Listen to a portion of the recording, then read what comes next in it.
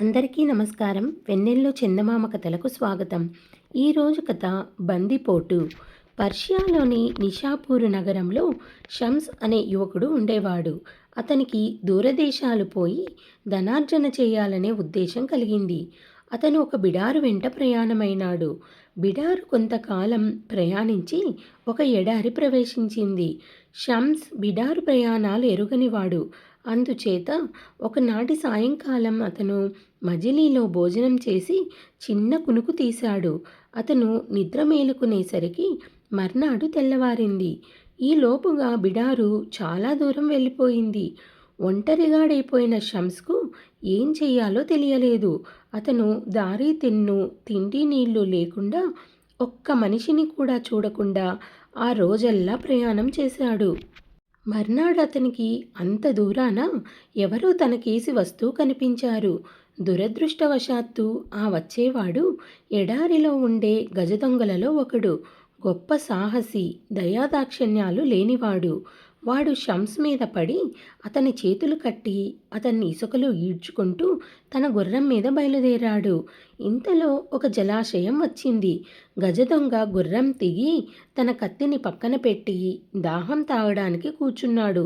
షమ్స్ ఎలాగూ ప్రాణాలపై ఆశ వదులుకొని ఉండడం చేత కట్టి ఉన్న చేతులతోనే కత్తి తీసుకొని గజదొంగను డొక్కలో పొడిచాడు. గజదొంగ అక్కడే ప్రాణాలు విడిచాడు. తరువాత షమ్స్ ఆ కత్తితోనే తన చేతికట్లు తెగగోసి చచ్చిపోయిన దొంగ యొక్క గుర్రాన్ని ఎక్కి ఇంకా ఎన్ని కష్టాలు ఎదుర్కోవాలోనని భయపడుతూ బయలుదేరాడు. అయితే అతనికి ఎడారిలో దారి తెలియలేదు కనుక గుర్రం కల్లాలు వదిలి గుర్రాన్ని దాని ఇష్టం వచ్చిన వైపుగా పోనిచ్చాడు. అది వెళ్ళి వెళ్ళి కొన్ని గుడారాల మధ్యకు చేరుకున్నది. అది బందిపోటు దొంగల శిబిరం. ఆ బందిపోటు దొంగలకు నాయకుడు షమ్స్ చేత చంపబడినవాడే. బందిపోటు దొంగలు దూరాన గుర్రాన్ని చూసి తమ నాయకుడే వస్తున్నాడని అనుకున్నారు. కానీ తమ ఉద్దేశం పొరపాటని తెలియగానే దొంగలందరూ షమ్స్ను చుట్టుముట్టి, ఏం జరిగింది? నాయకుడెక్కడా? ఆయన గుర్రం మీద నువ్వెందుకు వచ్చావు? నువ్వెవరు? అని అడిగారు. షమ్స్ తెలివిగలవాడు. అతను యుక్తిగా ఒక కపట నాటకం ఆడాడు. అన్నలారా, నేనొక ప్రయాణికుణ్ణి. మా బిడారు ఎడారి గుండా పోతూ ఉండగా మహాబలపరాక్రమ సంపన్నుడైన మీ నాయకుడు ఒంటరిగా మా పైన పడి ఎంతోమందిని చిత్రవధ చేసేశాడు. అయితే ఆఖరుకు అతన్ని అనేక వందల మంది చుట్టుముట్టి పట్టుకున్నారు. మాలో కొంతమందిమి అతని శౌర్య పరాక్రమాలకు ముచ్చటపడి అతన్ని వదిలివేయవలసిందిగా వేడుకున్నాం.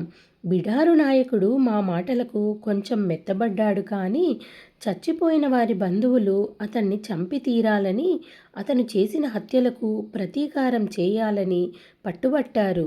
దానిపై మేము మీకు ప్రతీకారం జరగాలంటే హత్యలకు పరిహారంగా డబ్బు పుచ్చుకోండి, అంతేగాని అంత పరాక్రమవంతుడిని చంపేయవద్దు అన్నాం. దానికి వారు అంగీకరించి 10,000 దీనారాలు ఇచ్చే షరతు మీద అతన్ని వదిలిపెడతామన్నారు.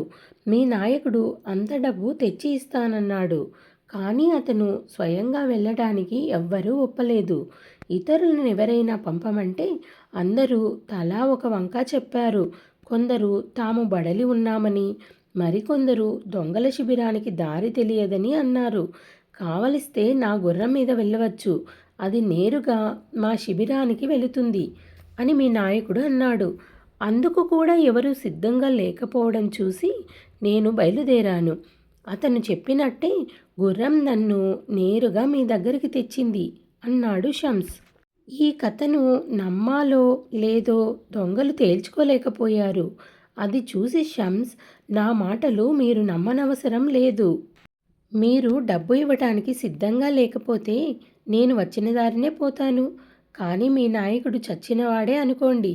నా మాటలలో మీకు విశ్వాసం ఉంటే నా చేతికి డబ్బు ఇవ్వవలసిన అవసరం లేదు. మీలో బలాఢ్యులు 10 మంది నా వెంట రండి, మీ నాయకుడిని చూపిస్తాను అన్నాడు. ఆ మాటలతో దొంగల అనుమానం తీరింది.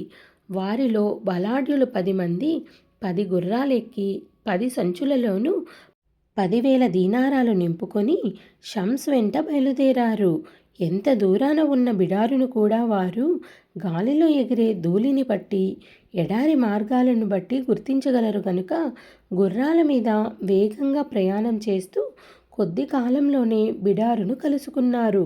బిడారు అంత దూరాన ఉండగానే షమ్స్ దొంగలతో, మీరు కొంచెం నింపాదిగా రండి, నేను ముందు వెళ్ళి బిడారు నాయకుడితో మీరు డబ్బు తెస్తున్నారని, మిమ్మల్ని పట్టుకోనవసరం లేదని చెబుతాను అన్నాడు. దొంగలు ఒప్పుకున్నారు. షమ్స్ బిడారును కలుసుకొని నాయకుడితో జరిగినదంతా చెప్పేశాడు.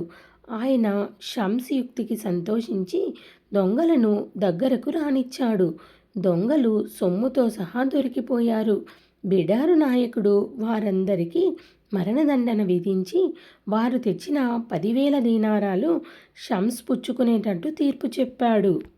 కానీ షమ్స్ ఆ దొంగలను చంపవద్దని, నాయకుణ్ణి పోగొట్టుకున్న ఆ దొంగలు అంత ప్రమాదం చెయ్యరని అన్నాడు. అతన్ని మరికొందరు ప్రయాణికులు బలపరచడం వల్ల బిడారు నాయకుడు దొంగతనాలు చేయమని దొంగల చేత ప్రమాణాలు చేయించి వారిని విడిచిపుచ్చాడు. కథ సమాప్తం. ఈ కథ మీకు నచ్చిందనుకుంటాను. నచ్చినట్టయితే లైక్ చేసి, షేర్ చేసి మా ఛానల్ని సబ్స్క్రైబ్ చేసుకుంటారని ఆశిస్తున్నాను. Thank you.